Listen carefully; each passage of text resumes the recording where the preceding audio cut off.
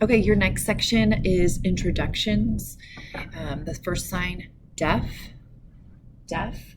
You can also see it sign deaf.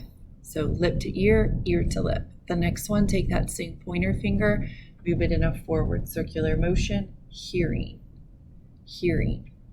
The next one, friend, friend.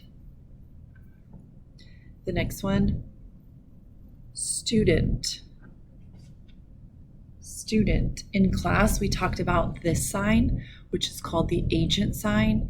It makes the sign become a person.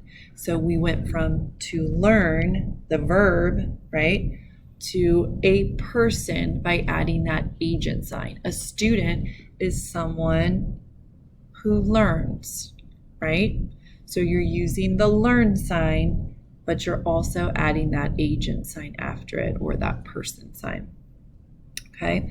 The next one is teacher. So same concept. A teacher is someone who teaches, right? So we're going back to that base sign for teach, but we need to change the sign to become a person. So we have to add the agent sign.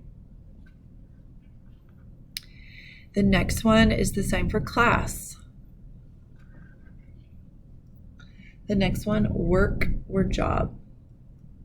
The next one, water. The next one, school.